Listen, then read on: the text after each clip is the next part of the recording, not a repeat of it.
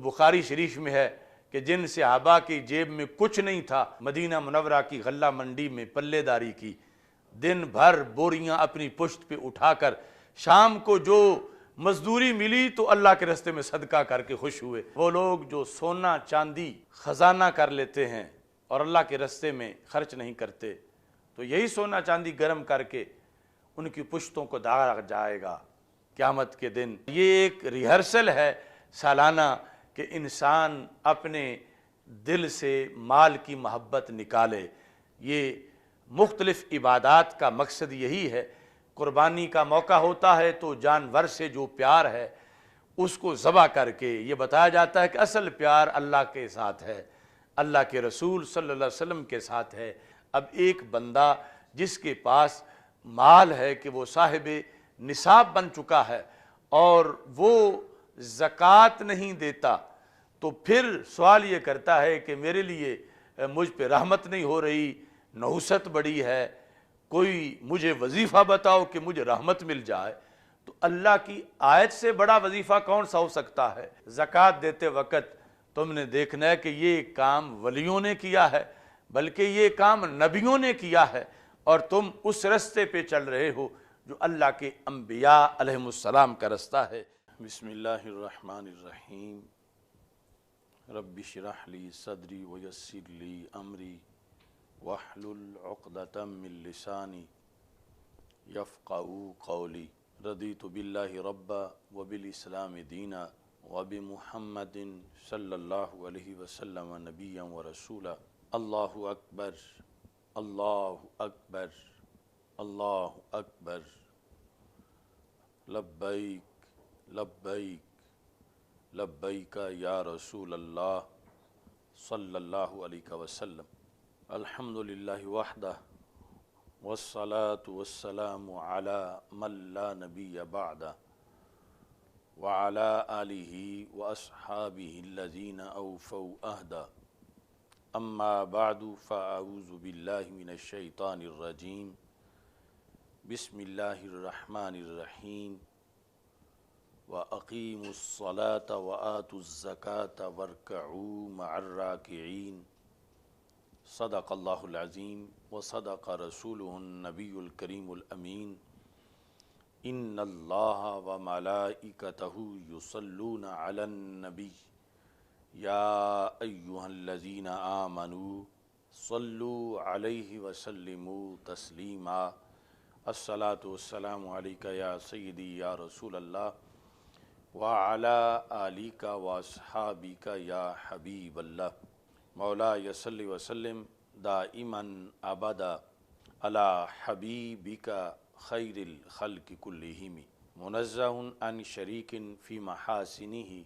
فجوہر الحسن فیہ غیر منقسم۔ محمد تاج رسل اللہ قاطبۃ، محمد صادق الاقوال والکلم، محمد ذکرہ روح لانفسنا، محمد شکرہ فرض علی الامم۔ رب صلی وسلم دائما ابدا علی حبیبک خیر الخلق کلہم۔ اللہ تبارک و تعالی جل جلالہ وعم نوالہ واتم برہانہ وعظم شانہ وجل ذکرہ وعز اسمہ کی حمد و ثناء، اور حضور سرور کائنات، مفخر موجودات، زینت بزم کائنات، دستگیر جہاں، غم گسار زماں، سید سروراں، حامی بے کساں، قائد المرسلین، خاتم النبیین، احمد مجتبیٰ جناب محمد مصطفیٰ صلی اللہ علیہ وآلہ واصحابہ وبارک وسلم کے دربار گوہربار میں ہدیہ درود و سلام عرض کرنے کے بعد، السلام علیکم ورحمۃ اللہ وبرکاتہ۔ رب ذوالجلال کے فضل اور توفیق سے جمعۃ المبارک کے موقع پر ہماری گفتگو کا آج موضوع ہے فریضہ زکوٰۃ۔ میری دعا ہے خالق کائنات جل جلالہ ہم سب کو قرآن و سنت کا فہم عطا فرمائے اور قرآن و سنت کے ابلاغ و تبلیغ اور اس پر عمل کی توفیق عطا فرمائے۔ قرآن مجید برہان رشید میں رب ذوالجلال کی طرف سے ہم پر جو فرائض لازم کیے گئے ہیں ان میں مال کی زکوٰۃ کی ادائیگی یہ بھی ایک اہم فریضہ ہے، اور قرآن مجید برہان رشید میں جا بجا اس کا تذکرہ موجود ہے۔ قرآن مجید برہان رشید میں لفظ زکوٰۃ صرف جو شرعی زکوٰۃ ہے اسی میں ہی اس کا استعمال نہیں ہوا، بلکہ اس کے علاوہ بھی 9 معانی کے اندر لفظ زکوٰۃ استعمال ہوا ہے، اور مجموعی طور پر قرآن مجید برہان رشید میں 10 معانی میں لفظ زکوٰۃ استعمال ہوا، اور ہر معنی کے لحاظ سے کئی آیات ہیں، اور پھر جو سب سے زیادہ استعمال ہوا تو وہ زکوٰۃ کا جو شرعی مفہوم ہے اس کے اندر لفظ زکوٰۃ کو استعمال کیا گیا۔ سب سے پہلا معنی اقرب الی المصلحت، مصلحت کے قریب جو چیز ہو اس کو بھی زکوٰۃ کے ساتھ تعبیر کیا گیا، جس طرح سورہ نور کے اندر خالق کائنات جل جلالہ نے ارشاد فرمایا ہوا ازکا لکم، یہ چیز تمہارے لیے زیادہ زکوٰۃ والی ہے۔ سورہ نور کے اس مقام پر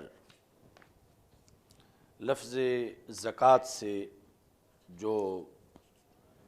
اس میں تفضیل استعمال کیا گیا اس کا تعلق ما قبل سے دیکھیں تو پیچھے یہ بات آ رہی ہے کہ اللہ تعالیٰ فرماتا ہے قل للمؤمنین یغضوا من ابصارہم، محبوب صلی اللہ علیہ وسلم آپ مسلمان مردوں کو حکم دیں کہ وہ اپنی نگاہیں کچھ نیچی رکھیں، وَيَحْفَظُوا فُرُوجَهُمْ، اور اپنی شرمگاہوں کی حفاظت کریں، ذَلِكَ أَزْكَىٰ لَهُمْ، یہ نگاہوں کو نیچے رکھنا اور شرمگاہوں کی حفاظت کرنا، ذَلِكَ أَزْكَىٰ لَهُمْ، یہ ان مسلمان مردوں کے لیے زیادہ زکوٰۃ والا عمل ہے۔ زکوٰۃ جو ہے وہ مصلحت کے قریب ترین یعنی ستھرا ہونے کے لحاظ سے استعمال کیا گیا کہ یہ اگر تم نگاہیں جھکا کے رکھو گے اور شرمگاہ کی حفاظت کرو گے تو اس کی وجہ سے تم ستھرے رہو گے، تمہارا بدن جو ہے وہ ازکا ہوگا اور تمہیں صالحیت کا درجہ حاصل ہوگا۔ قرآن مجید برہان رشید میں دوسرے مقام پر زکوٰۃ کا لفظ حلال کے معنی میں بھی استعمال ہوا، یعنی وہ لفظ حلال جو حرام کے مقابلے میں ہے، تو حلال چیز کو زکوٰۃ یعنی ازکا کے ساتھ تعبیر کیا گیا، جس طرح کہ قرآن مجید برہان رشید میں سورہ کہف کے اندر یہ موجود ہے۔ رب ذوالجلال کا فرمان ہے ایہا ازکا طعاما، سورہ کہف کے اندر جب اصحاب کہف کا تذکرہ کیا گیا تو اس کے اندر خالق کائنات جل جلالہ نے ان کا ذکر کرتے ہوئے یہ ارشاد فرمایا فَلْيَنْظُرْ أَيُّهَا أَزْكَىٰ طَعَامًا، کہف کی آیت نمبر 19 میں اس چیز کا ذکر ہے، اور یہاں ما قبل کو پڑھیں تو اس طرح ہے قالوا ربکم اعلم بما لبثتم فابعثوا احدکم بورقکم هذه الى المدینہ، کہ انہوں نے اصحاب کہف نے کہا کہ بھیجو ایک بندے کو یہ چاندی دے کر شہر میں، فَلْيَنْظُرْ أَيُّهَا أَزْكَىٰ طَعَامًا، وہ غور کرے کہ وہاں کون سا کھانا از روئے حلت کے زیادہ اچھا ہے، یعنی اس میں ستھرا پن تو یقیناً موجود ہوگا جب حلال بھی ہوگا، تو یہاں کھانا لانے کے لحاظ سے ازکا طعامً فلیأتکم برزق منہ ولیتلطف، تو یہاں دوسرا معنی جو زکوٰۃ کا ہے، یعنی حلال کے معنی میں لفظ زکوٰۃ کو استعمال کیا گیا، اور پھر اس کا اسم تفضیل جو ہے اس کو استعمال کیا گیا۔ تیسرے نمبر پر زکوٰۃ کا لفظ جو ہے یہ حسن اور لطافت کے لیے بھی استعمال ہوتا ہے۔ قرآن مجید برہان رشید میں جہاں حضرت خضر علیہ السلام کا تذکرہ موجود ہے، تو 15ویں پارے کے اختتام پر 16ویں پارے کے آغاز میں حضرت خضر علیہ السلام کے ساتھ حضرت موسیٰ علیہ السلام سفر کر رہے تھے، فانطلقا، دونوں چلے، حتیٰ اذا لقیا غلاما فقتلہ، یہاں تک کہ جب ایک لڑکا ملا اس بندہ نے اس کو قتل کر دیا۔ قال اقتلت نفسا زکیۃ بغیر نفس، تو حضرت موسیٰ علیہ السلام نے یہ کہا حضرت خضر علیہ السلام کو کہ آپ نے ایک نفس زکیہ کو بغیر کسی بدل کے قتل کر دیا، یعنی ایسا نہیں ہے کہ انہوں نے کوئی قتل کیا ہو اور یہ قصاص میں تم نے اس کو قتل کیا ہو، تو تم نے ایک ستھری جان کو جو بے گناہ تھی اس کو تم نے قتل کیا۔ لقد جئت شیئا نکرا، اور بے شک تم نے بہت بری بات کی۔ تو یہاں پر جو الفاظ ہیں اقتلت نفسا زکیہ بغیر نفس، تو یہ لفظ زکیہ بھی زکوٰۃ سے بنا ہے، اور یہاں پر اس کا مطلب حسن اور لطافت والا، اگرچہ ستھرا ہونا پھر بھی اس میں ماخوذ ہے کہ ابھی وہ بچہ اس نے کوئی جرم نہیں کیا تھا، بالکل ستھری جان تھی، گناہوں سے وہ آلودہ نہیں تھا، اور اس کو تم نے قتل کیا۔ تو یہاں نفساً زکیہ کے اندر جو زکوٰۃ کا تیسرا معنی ہے حسن اور لطافت، اس کا تذکرہ موجود ہے۔ قرآن مجید برہان رشید میں لفظ زکوٰۃ علاج کے معنی میں بھی استعمال ہوا،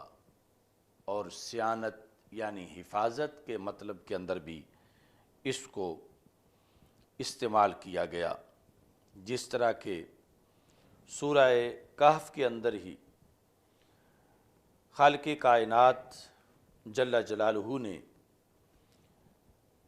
یہ ارشاد فرمایا، وَأَمَّا الْغُلَامُ،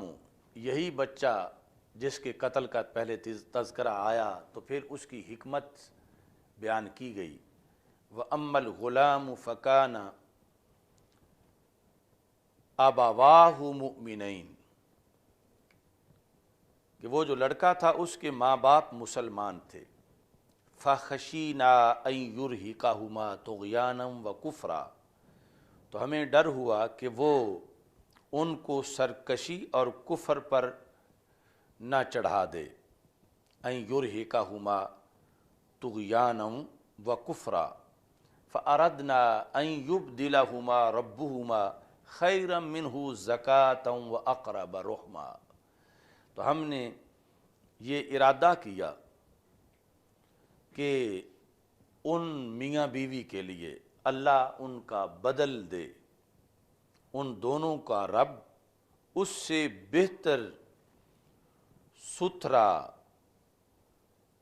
اور نیک لڑکا خالق کائنات جل جلالہ ان کو عطا فرما دے۔ تو یہاں اردنا ان یبدلہما ربہما خیرا منہ زکاۃ واقرب رحما، اس کے اندر یعنی اس صیانت والے معنی کو ملحوظ رکھتے ہوئے لفظ زکوٰۃ کا استعمال کیا گیا۔ 5ویں نمبر پر فحاشی سے اجتناب کو بھی زکوٰۃ کے ساتھ تعبیر کیا جاتا ہے، جس طرح کہ خالق کائنات جل جلالہ نے سورہ نور کے اندر یہ ارشاد فرمایا ہے 18ویں پارے میں، وَلَوْلَا فَضْلُ اللَّهِ عَلَيْكُمْ وَرَحْمَتُهُ مَا زَكَىٰ مِنْكُمْ مِنْ أَحَدٍ أَبَدًا وَلَٰكِنَّ اللَّهَ يُزَكِّي مَن يَشَاءُ۔ یہاں پر پہلے تذکرہ ہے اس چیز کا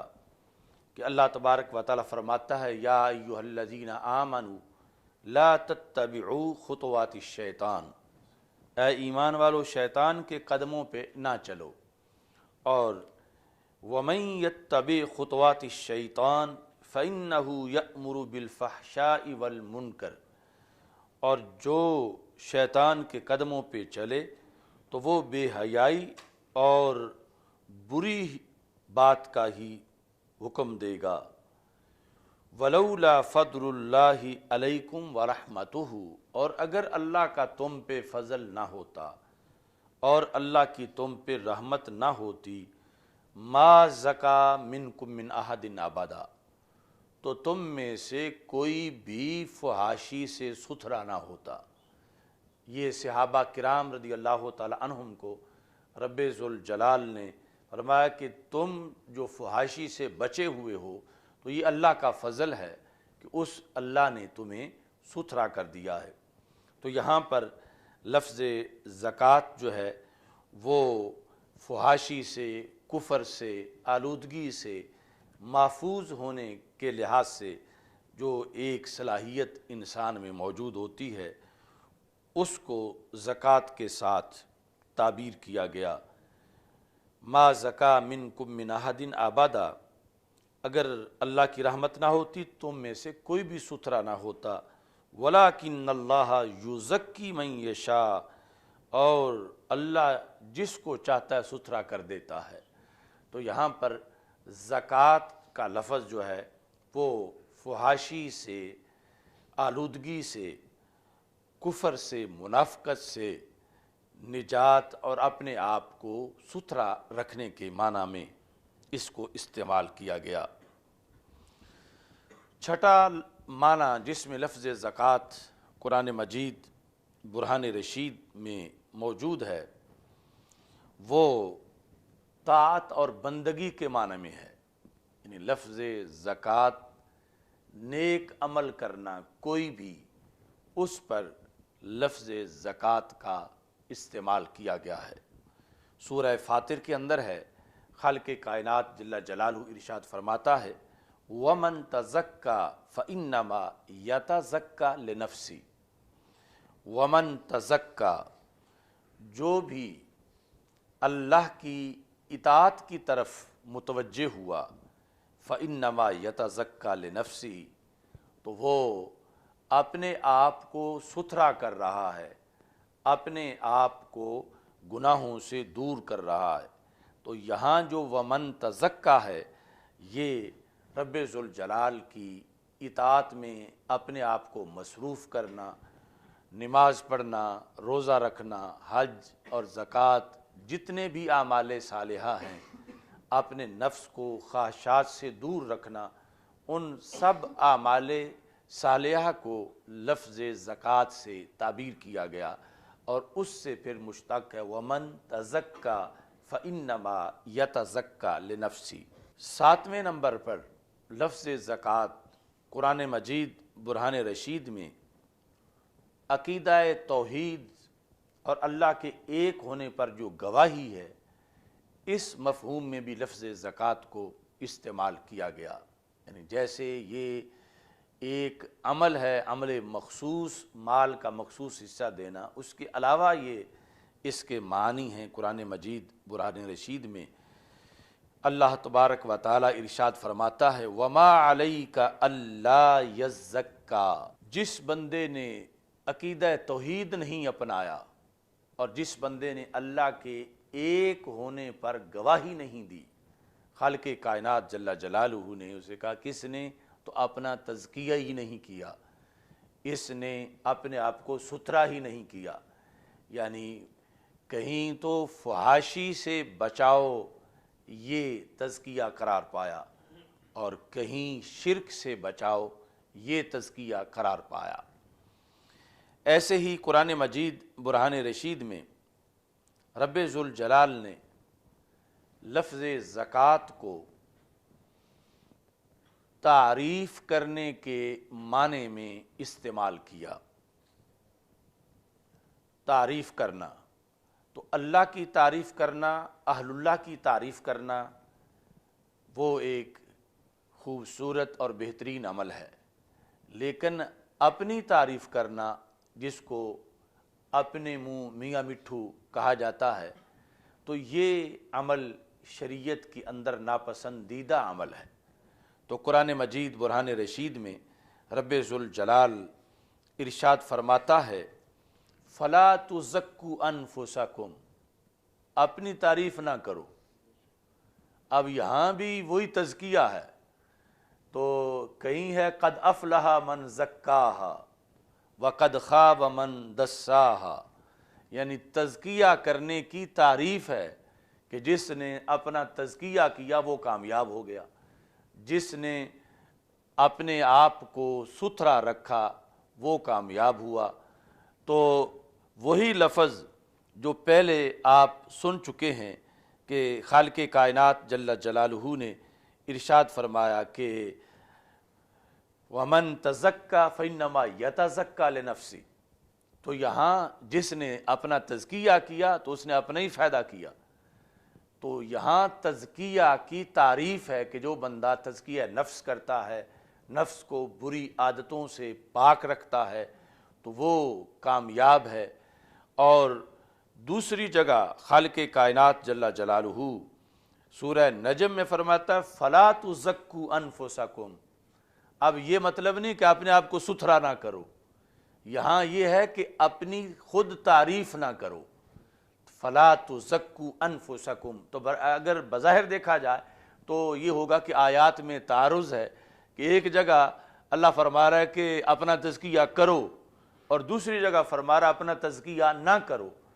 تو یہاں لفظ تزکیہ کے اندر فرق ہے کہ جو حکم ہے کہ تزکیہ کرو وہ یہ ہے کہ اپنے نفس کو گناہوں سے پاک رکھو، اس کو ستھرا رکھو، اور جہاں یہ ہے فَلَا تُزَكُّوا کہ اپنا تزکیہ نہ کرو، وہاں لفظ زکوٰۃ بمعنی مدح، ثناء اور تعریف کے ہے کہ تم اپنی تعریف نہ کرو، اپنے آپ خود اپنی تعریف نہ کرو۔ تو اس بنیاد پر یعنی ایک لفظ ہی قرآن مجید برہان رشید میں مختلف معنی کے اندر استعمال ہے، کہیں اسی لفظ کو بول کر ایک کام کرنے کا حکم اللہ تعالیٰ دے رہا ہے اور کہیں وہی لفظ بول کر رب ذوالجلال کسی کام سے روک رہا ہے۔ تو یہ جب تک پتہ نہ ہو کہ اس لفظ کے معنی کتنے ہیں اور قرآن میں یہ کہاں کہاں استعمال کس معنی میں ہے، اور ما قبل کو دیکھ کر پھر معنی کے تعین کی صلاحیت نہ ہو، تو محض اردو کا لفظ ایک سامنے رکھ کر تو پھر اس کے لحاظ سے تو بندے کا ذہن جو ہے وہ مضطرب ہو جائے گا کہ اچھا قرآن ہے، کہیں کہتا ہے تزکیہ حاصل کرو، کہیں کہتا ہے تزکیہ نہ کرو۔ تو اصل قرآن میں کوئی تعارض نہیں، بلکہ قرآن کے الفاظ کے اندر جو وسعت ہے اور معنی کا سمندر ہے، یہ اس کا کمال ہے کہ جو جب یہ قرآن نازل ہوا اس وقت ایک لفظ جو مختلف معنی میں استعمال ہوتا تھا ان معنی کو سامنے رکھ کر اس کو استعمال کیا گیا، اور پھر اسی وجہ سے یعنی زندگی گزر جاتی ہے قرآن سمجھنے میں کہ ایک لفظ اب اس کو آپ یوں سمجھ لیں کہ ازداد میں سے ہے۔ جیسے قرآن مجید برہان رشید کے اندر ثلاثۃ قروء وہ حیض کے معنی میں بھی ہے اور طہر کے معنی میں بھی ہے وہ لفظ، تو ہم معین کریں گے کہ یہاں ثلاثۃ قروء کے اندر وہ طہر کے معنی میں نہیں حیض کے معنی میں ہے۔ ایسے ہی کبھی جو ہے وہ بے کا معنی بیچنا ہوتا ہے اور کبھی اسی کا معنی خریدنا ہوتا ہے۔ جس طرح ہمارے عرف میں کئی لفظ ازداد میں سے ہیں کہ ان لفظ ایک ہے اس کا معنی آپس میں ضد ہے، جس طرح کہ کوئی بندہ سٹاپ پہ کھڑا ہے، بس سٹاپ پہ، اسے کہا جاتا ہے کیوں کھڑے ہو، وہ کہتا ہے سواری کے انتظار میں ہوں، تو وہ گاڑی بس اس کو وہ سواری کہہ رہا ہے، اور جب بس دور سے آ رہی ہے تو ڈرائیور کنڈکٹر کو کہتا ہے کہ سواری کھڑی ہے اس کو بٹھا لو، اب وہ اس بندے کو سواری کہہ رہا ہے۔ یعنی راکب اور مرکوب، یہ راکب اور مرکب اس میں کتنا فرق ہے کہ ایک ہے سوار ہونے والا، ایک ہے جس پہ سوار ہونا ہے، لیکن دونوں کو ہی ہم اپنی بولی میں سواری سے تعبیر کر رہے ہیں۔ تو اس طرح الفاظ جو ہیں وہ ازداد ہوتے ہیں کہ ان کے معنی آپس میں ضدیں ہوتے ہیں۔ تو یہاں پر یعنی تزکیہ کا جو استعمال ہے معنی میں، اس کے اندر بھی یہ صورتحال ہے کہ ایک طرف حکم ہے کہ تزکیہ حاصل کرو، دوسری طرف ہے کہ تزکیہ حاصل نہ کرو، تزکیہ نہ کرو، تو دونوں باتیں ہی ٹھیک ہیں، اس واسطے کہ وہاں اس کا جو مصدر ہے اس کے لحاظ سے معنی اور ہے اور دوسری جگہ معنی اور ہے۔ ایک جگہ یہ ہے کہ اپنا تزکیہ کرو کہ اپنے آپ کو گندی عادتوں سے، گندے اخلاق سے اور یعنی فحاشی سے، کفر و شرک سے اپنے آپ کو ستھرا رکھو، پاک رکھو، اور دوسری جگہ جو ہے کہ تزکیہ اپنا نہ کرو، تو یہ نہیں کہ قرآن پہلی بات کا رد کر رہا ہے، بلکہ وہ یہ ہے فَلَا تُزَكُّوا أَنفُسَكُمْ، ما قبل بتا رہا ہے کہ خالق کائنات یہاں یہ فرما رہا ہے کہ تم خود اپنی تعریف نہ کرو، اس سے رب ذوالجلال نے روکا ہے۔ ایسے ہی جو نامہ اس کا معنی ہے، ویسے تو ہر معنی میں ہی من وجہ ستھرا ہونا موجود ہے، لیکن نامہ بطور خاص اس میں جامع ستھرائی کا مطلب ہے کہ رب ذوالجلال فرماتا ہے قد افلح من زکاہا وقد خاب من دساہا، کہ جس نے نفس کو ستھرا کر لیا یہ بندہ کامیاب ہو گیا۔ تو اب یعنی پیچھے نہی ہے، ظاہر ہے کہ رب جس سے روکے جس کام سے اس سے رکنا لازم ہے، تو وہاں تزکیہ سے روکا گیا، تزکیہ بمعنی اپنی تعریف، اور یہاں پھر تزکیہ کا حکم دیا گیا کہ تم اپنے آپ کو ستھرا رکھو۔ 10واں معنی ہے وہ زکوٰۃ کا معنی کہ جس میں آج ہمارا موضوع ہے فریضہ زکوٰۃ۔ زکوٰۃ کے مال کا ایک مخصوص حصہ مخصوص شرائط کے ساتھ مخصوص لوگوں کو دینا، مخصوص مصرف میں، اس کو زکوٰۃ کے ساتھ تعبیر کیا جاتا ہے۔ اور قرآن مجید برہان رشید میں رب ذوالجلال نے بار بار اس معنی کے اندر اس لفظ کو استعمال کیا اور اس کو ہمارے دین کا ایک اہم فریضہ قرار دیا۔ تو جو زکوٰۃ کا شرعی معنی ہے 10واں معنی، اس کے لحاظ سے زکوٰۃ کی تعریف یہ ہے اسم لأخذ شیء مخصوص من مال مخصوص علی اوصاف مخصوصہ لطائفۃ مخصوصہ۔ یہ فقہ کے اندر زکوٰۃ کی تعریف ہے کہ زکوٰۃ یہ ہے کہ مال سے مخصوص مال پکڑنا، یعنی جو نصاب ہے پھر وہ مال مخصوص اوصاف والا ہو. مثلا جو جانوروں کی زکوٰۃ ہوتی ہے تو پھر اس میں عمر کو پیش نظر رکھا جاتا ہے کہ اتنی عمر کا جانور جو ہے وہ زکوٰۃ بنے گا، اتنی بھینسوں پر، اتنی گائے پر. تو مال میں بھی اوصاف کو دیکھا جائے گا. آگے لطائفہ مخصوصہ جنہیں دینی ہے ان کے اوصاف کو بھی دیکھا جائے گا کہ وہ واقعی ہی مصرف زکوٰۃ کا بنتے ہیں کہ ان کو مال دیں زکوٰۃ کا تو زکوٰۃ ادا ہو جائے گی. تو اس بنیاد پر یعنی زکوٰۃ کا موضوع اتنا تفصیلی موضوع ہے کہ سینکڑوں جلدیں لکھی گئیں اس پر تاریخ اسلامی کے اندر فقہا کی طرف سے زکوٰۃ کی مختلف صورتیں بیان کرنے کے لیے. تو احکام زکوٰۃ ہمارا جو فہم دین کورس ہے اس میں ایک رسالہ مستقل اس کے بارے میں مسائل کا خلاصہ ہے کہ کس انسان پر زکوٰۃ فرض ہوتی ہے اور کب دینی ہوتی ہے اور کس کو دینی ہوتی ہے اور کس انداز میں دینی ہوتی ہے. یہ ساری بحثیں اس رسالہ میں اردو کے اندر موجود ہیں. تو یہاں پر قرآن مجید برہان رشید کے اندر جب اس معنی میں لفظ زکوٰۃ کو استعمال کیا گیا تو اس کا پس منظر چند آیات سے میں آپ کے سامنے پیش کرتا ہوں. خالق کائنات جل جلالہ نے جب یہ بیان کیا کہ میں زمین میں کچھ لوگوں کو کنٹرول دے دیتا ہوں، کچھ لوگوں کو اقتدار دیتا ہوں، کچھ لوگوں کو حکومت دیتا ہوں، تو جب میں کسی کو حکومت دوں کسی علاقے میں تو اس پر کیا لازم ہوتا ہے. تو خالق کائنات جل جلالہ نے اس سلسلہ کے اندر سورہ حج میں یہ ارشاد فرمایا الذین ان مکناہم فی الارض، وہ لوگ کہ انہیں اگر ہم زمین میں تمکین دے دیں، ان کا راج آ جائے تو اس کا وہ شکریہ کیسے ادا کریں. اللہ تعالیٰ فرماتا اقاموا الصلاۃ، وہ پھر نماز قائم کریں. وآتوا الزکاۃ، وہ زکوٰۃ دیں. وامروا بالمعروف، وہ اچھائی کا حکم دیں. ونہوا عن المنکر، اور وہ برائی سے روکیں.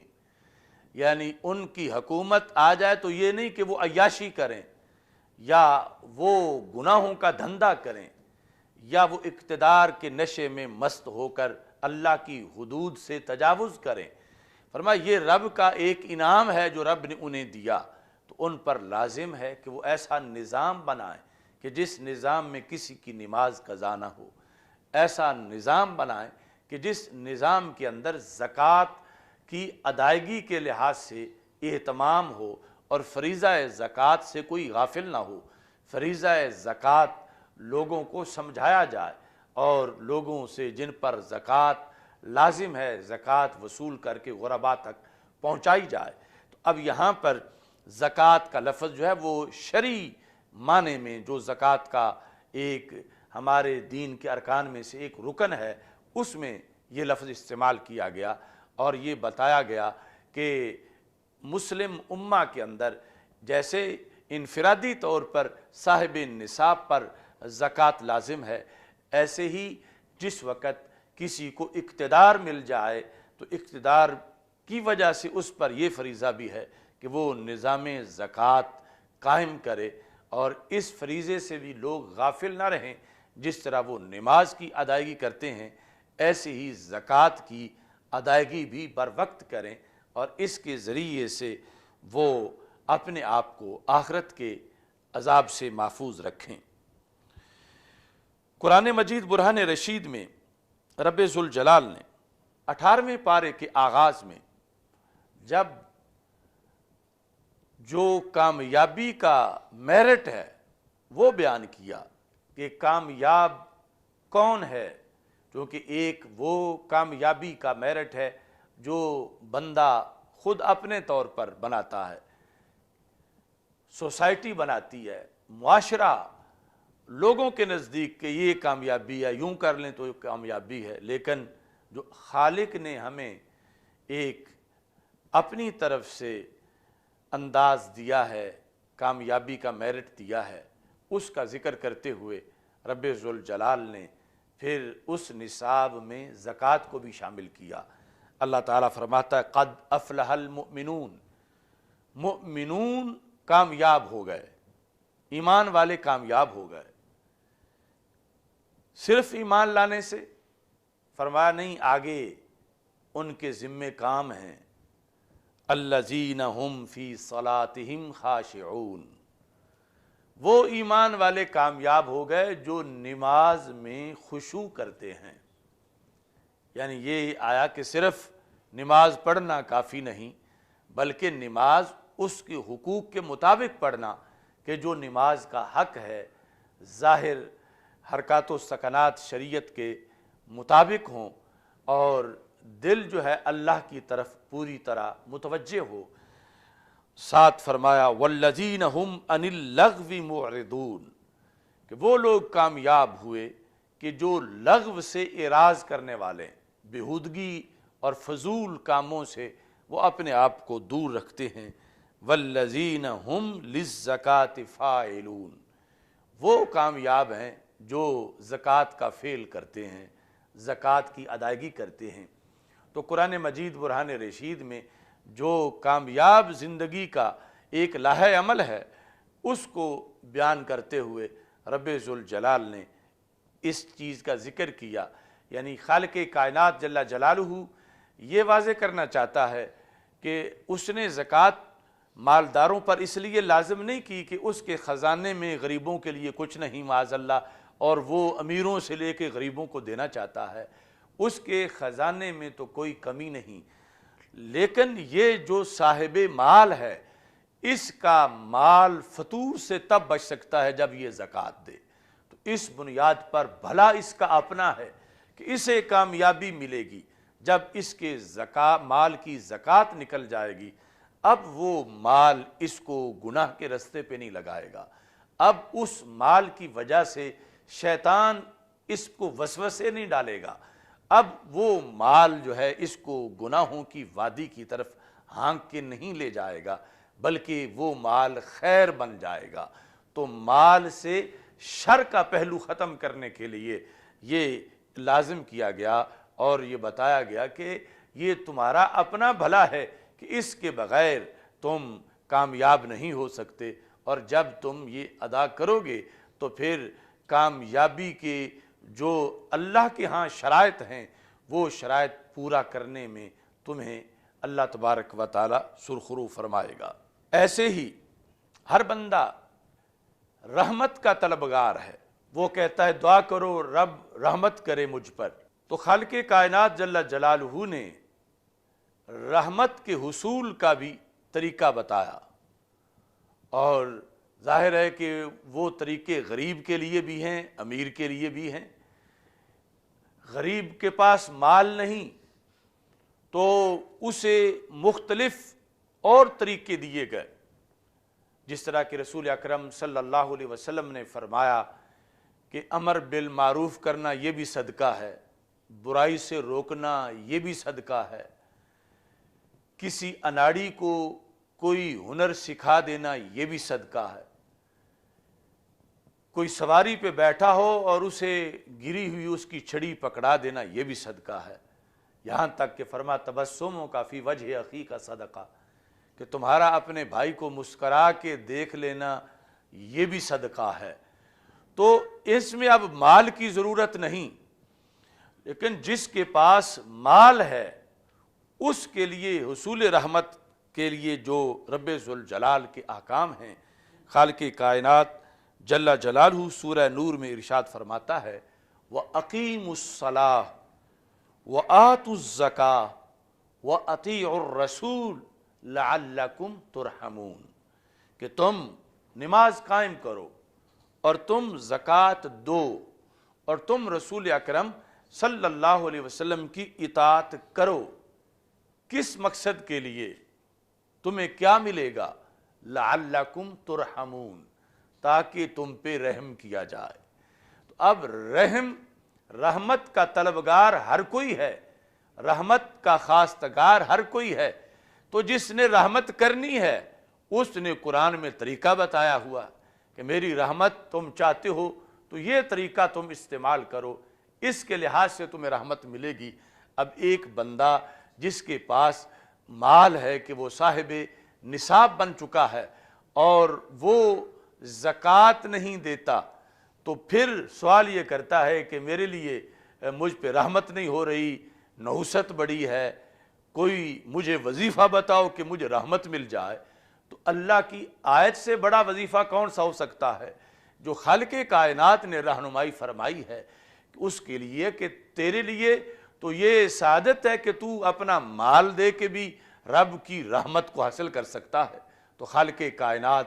جل جلالہ نے جو زکوٰۃ مالداروں پر، صاحب نصاب پر لازم کی، تو یہ نہیں کہ اس کے پاس غریبوں کو دینے کے لیے کچھ نہیں، معاذ اللہ اس کے خزانوں میں کوئی کمی ہے، ایسا ہرگز نہیں، بلکہ بھلا مالدار کا ہے کہ جو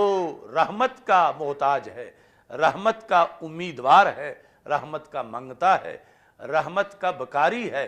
اگرچہ کوئی ارب کھرب پتی ہو پھر بھی رب کی رحمت کا وہ محتاج ہے۔ تو رب ذوالجلال نے کہا کہ اس سے دوسروں کا جو پیٹ ہے، بھوک ہے، اس کا علاج ہو جائے گا محتاجوں کا، اور تمہارے لیے رحمت کا بندوبست ہو جائے گا۔ تو اس بنیاد پر زکوٰۃ کا فریضہ بیان کرتے ہوئے خالق کائنات جل جلالہ نے خود اس کا سبب بیان کیا اور فرمایا لعلکم ترحمون، تاکہ تم پر رحم کیا جائے اور تم رب ذوالجلال کی طرف سے انعامات کے مستحق بن سکو۔ ایسے ہی زکوٰۃ کی ادائیگی سے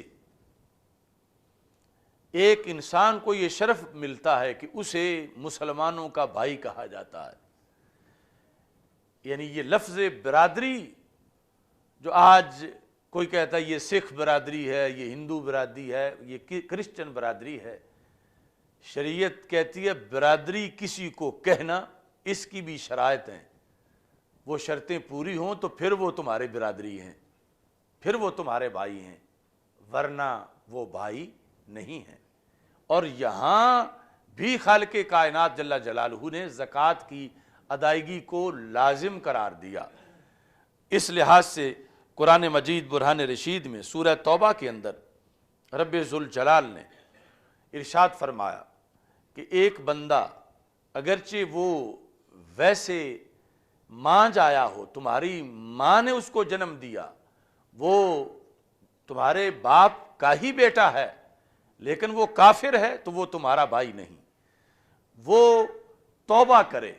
فَإِن تَابُوا، اگر ان لوگوں نے توبہ کر لی، وَأَقَامُوا الصَّلَاةَ،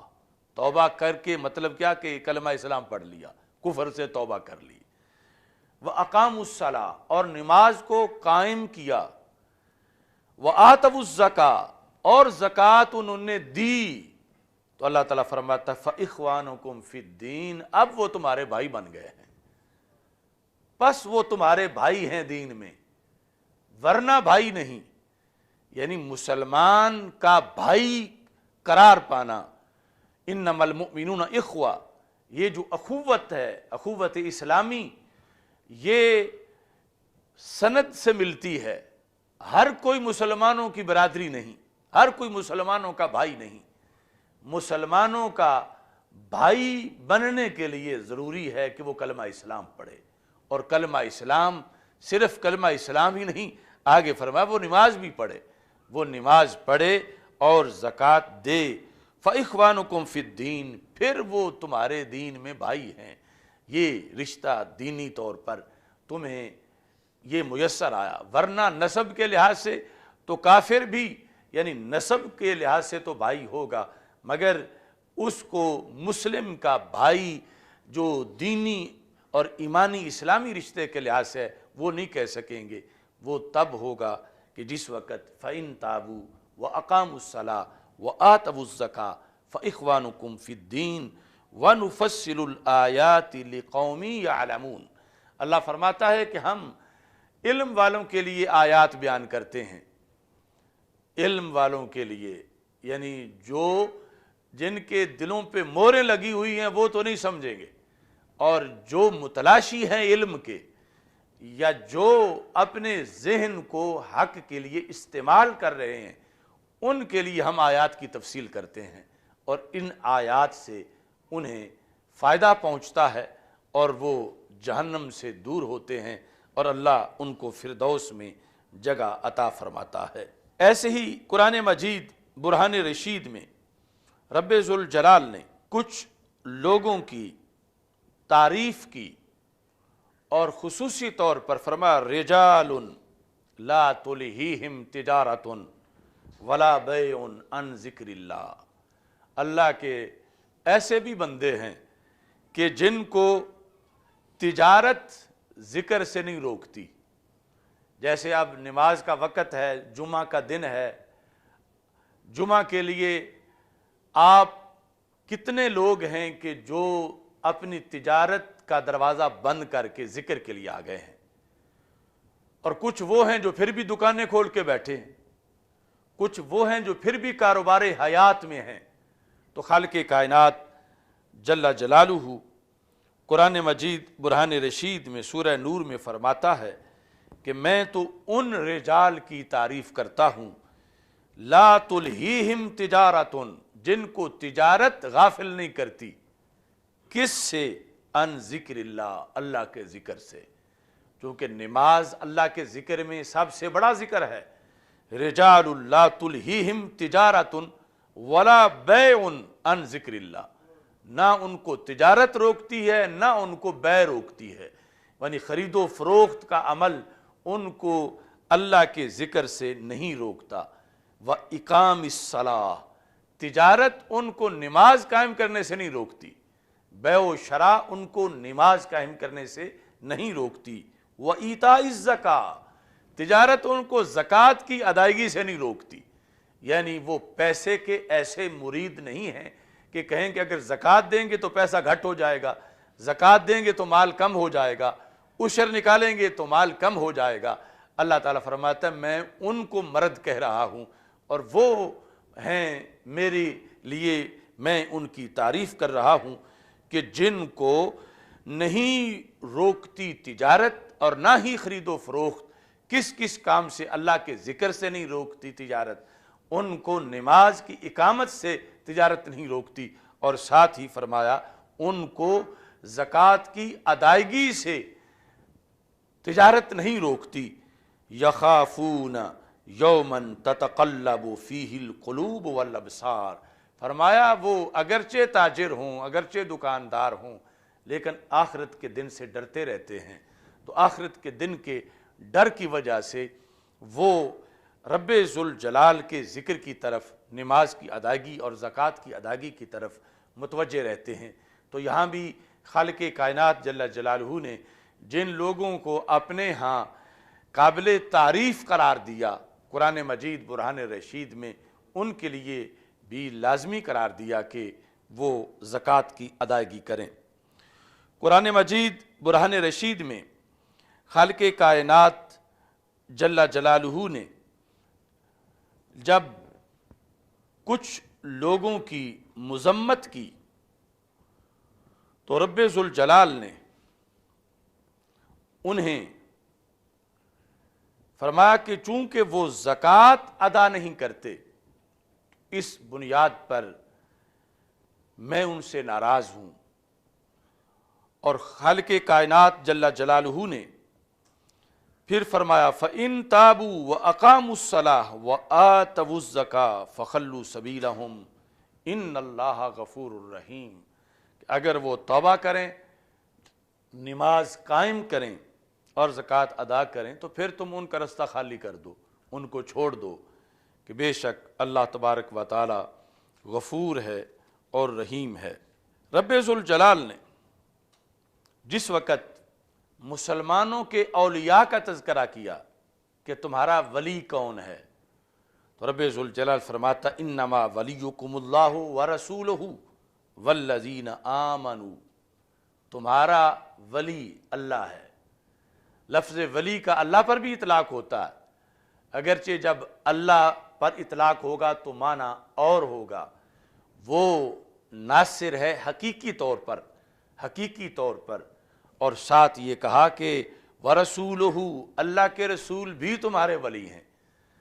اللہ کے رسول صلی اللہ علیہ وسلم بھی تمہارے ولی ہیں، سورہ مائدہ کے اندر۔ اب یہاں پر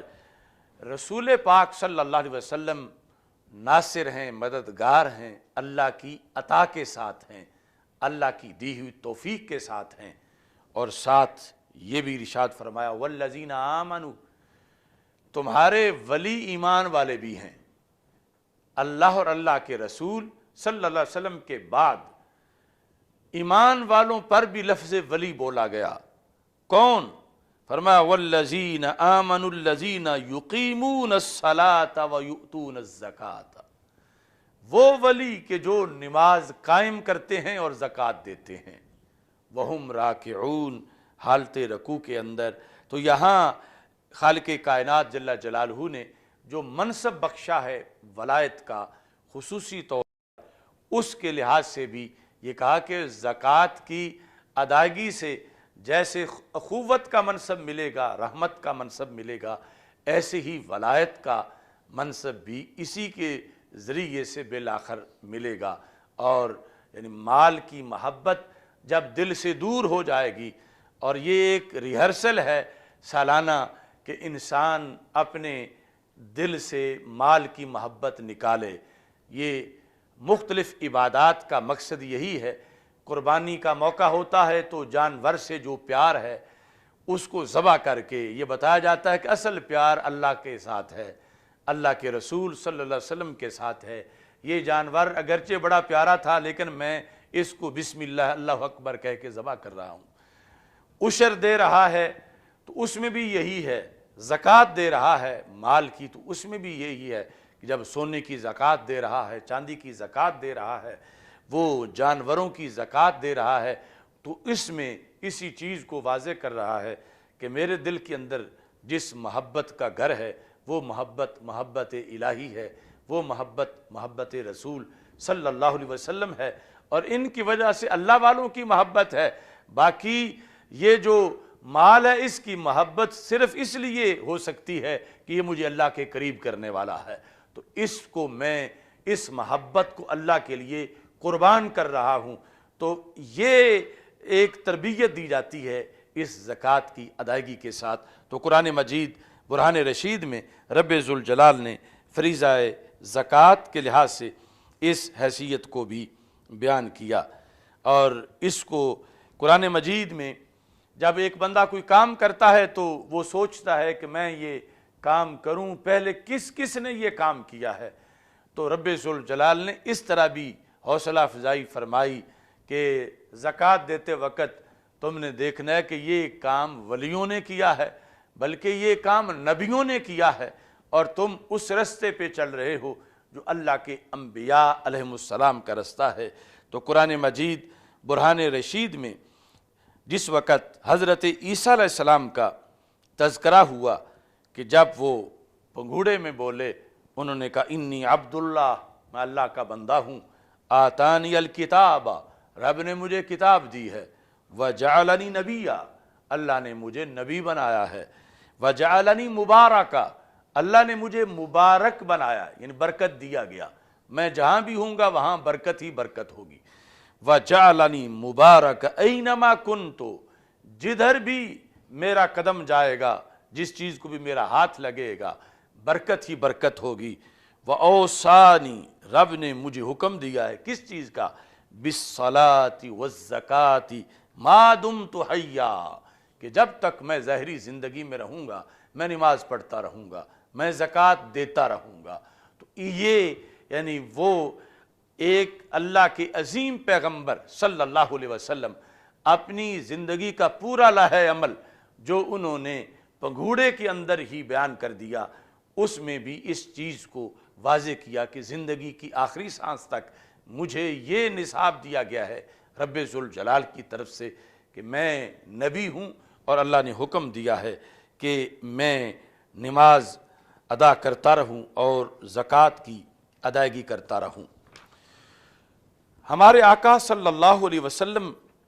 کی احادیث کے اندر صحابہ کرام علیہم رضوان کو جب نصاب دیا گیا کہ ایک بندہ مسلمان ہوا ہے تو سرکار نے اس کو بتایا کہ اب تو نے کیا کرنا ہے. بیعت لی تو کس چیز پر بیعت لی؟ اصل میں یہ جو بیعت ہے آج روحانی، یہ بھی ایک عہد ہے اور ایک حلف اٹھانا ہے. تو مسلم شریف میں، بخاری شریف میں یہ حدیث شریف ہے، حضرت جریر بن عبداللہ بجلی رضی اللہ تعالی عنہ آپ کہتے ہیں بایعت النبی صلی اللہ علیہ وسلم، میں نے رسول اکرم صلی اللہ علیہ وسلم کے ہاتھ پہ بیعت کی. کس چیز پر بیعت کی؟ علی اقام الصلاۃ، کہ میں نماز قائم کرتا رہوں گا، وایتاء الزکاۃ، زکوٰۃ دوں گا. نماز پڑھنے کی بیعت، زکوٰۃ دینے کی بیعت، والنصح لکل مسلم، اور میں ہر مسلمان کی خیر خواہی کروں گا، اس پر بیعت. اب اس میں یہ بھی ہمارے لیے پیغام ہے. آج کچھ لوگ معاذ اللہ بیعت کرتے ہیں نمازیں چھوڑنے کے لیے کہ ہم نے پیر پکڑ لیا ہے، اب وہ جانے اور اللہ جانے، ہمیں تو نمازوں کی معاذ اللہ ضرورت نہیں، زکوٰۃ دینے کی ضرورت نہیں. یہ بیعت تو شروع ہوئی اس لیے ہوئی تھی کہ نماز پڑھنے پر حلف اٹھایا جائے، زکوٰۃ دینے پر حلف اٹھایا جائے. تو اس لیے شرعی بیعت کے اندر بھی ان چیزوں کا تذکرہ ہونا چاہیے. ویسے تو بحیثیت مومن کوئی کسی کی بیعت نہ بھی کرے تو جب قرآن میں اللہ فرما رہا ہے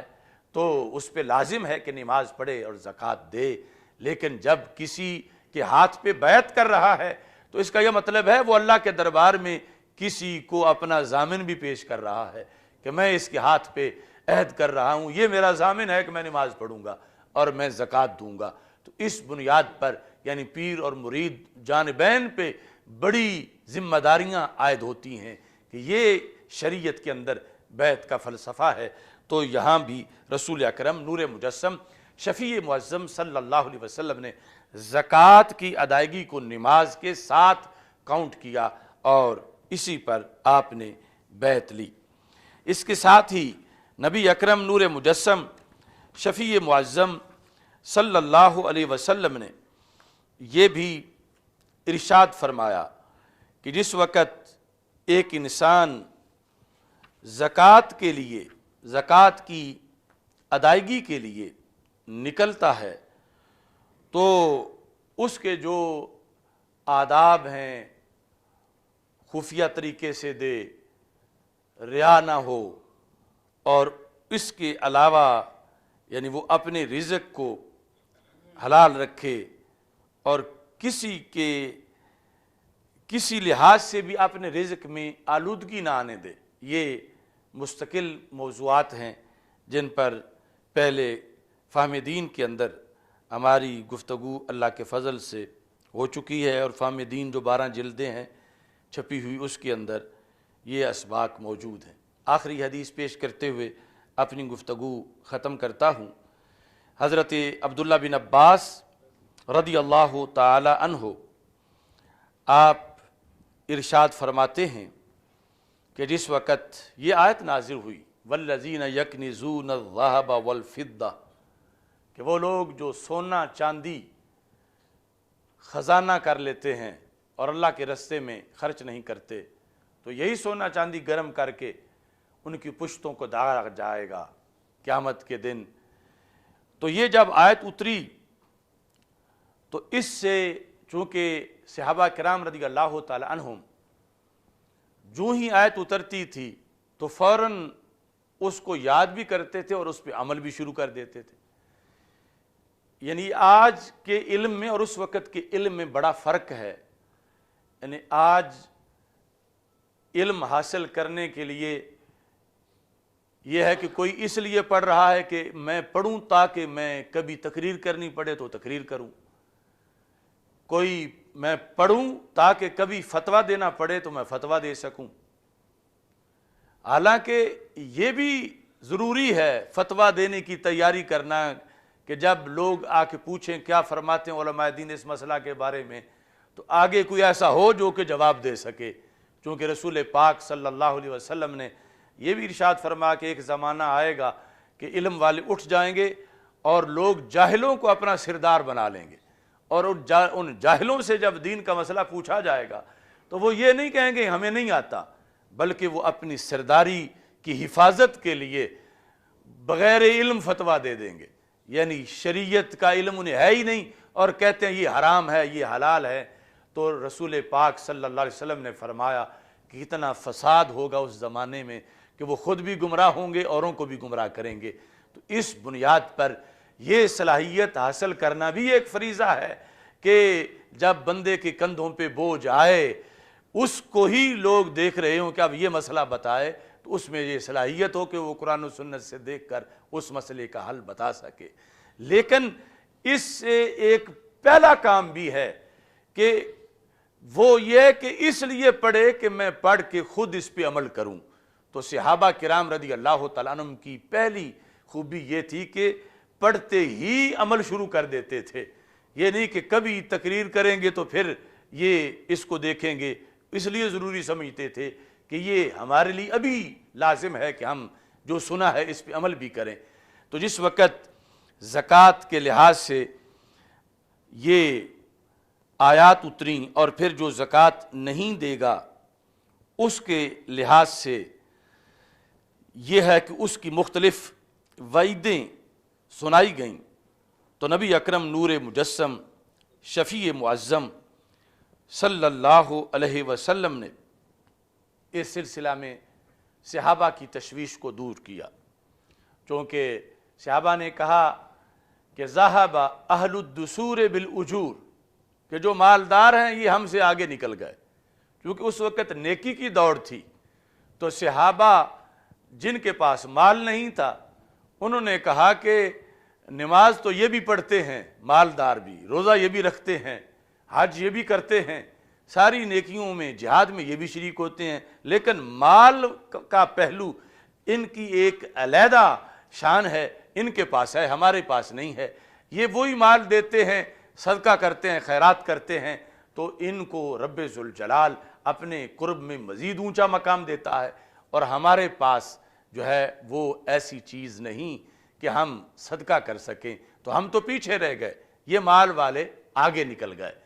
اس پر رسول اکرم نور مجسم شفیع معظم صلی اللہ علیہ وسلم نے فرمایا کہ میں تمہیں طریقہ بتاتا ہوں کہ جس کے لحاظ سے مال کے بغیر بھی تم صدقہ کر سکو گے، مال دیے بغیر بھی تمہیں صدقے کا ثواب مل جائے گا۔ اگرچہ یہ بھی ہوا کہ جب حکم آیا اور فضیلت آئی صدقہ کرنے کی، تو بخاری شریف میں ہے کہ جن صحابہ کی جیب میں کچھ نہیں تھا انہوں نے مدینہ منورہ کی غلہ منڈی میں پلے داری کی، دن بھر بوریاں اپنی پشت پہ اٹھا کر شام کو جو مزدوری ملی تو اللہ کے راستے میں صدقہ کر کے خوش ہوئے کہ ہم بھی صدقہ کر رہے ہیں۔ اور ساتھ دوسرا طریقہ ہمارے آقا صلی اللہ علیہ وسلم نے فرمایا کہ میری شریعت میں یہ بھی ہے کہ کلمہ حق تم پڑھ کر کسی کو جا کے سنا دو، دین کی ایک آیت کی جا کے تبلیغ کر دو، کسی کو نیکی کا کوئی مسئلہ بتا دو، کوئی اچھائی کسی تک پہنچاؤ، اللہ اس پر بھی تمہیں صدقے کا ثواب عطا فرمائے گا، اور اس کی وجہ سے بھی رب ذوالجلال تمہیں اپنے قرب میں بلند مقام عطا فرمائے گا۔ رب ذوالجلال ہم سب کو فریضہ زکوٰۃ اور صدقات و خیرات کی توفیق عطا فرمائے۔ رب ذوالجلال سب کے احوال پر اپنی خصوصی نظر کرم فرمائے۔ صوفی محمد گلزار صاحب جو کہ بریلی شریف کے خلیفہ مجاز ہیں، وہ نہایت علیل ہیں، ان کے لیے دعا کریں رب ذوالجلال ان کو شفائے کاملہ عاجلہ عطا فرمائے۔ محمد افضل بھٹی صاحب وہ بھی اسپتال میں ہیں، اللہ تعالیٰ انہیں بھی شفائے کاملہ عاجلہ عطا فرمائے۔ میاں محمد شفیع جلالی صاحب کی پوری فیملی کو رب ذوالجلال شفائے کاملہ عاجلہ عطا فرمائے۔ وآخر دعوایا ان الحمد للہ رب العالمین۔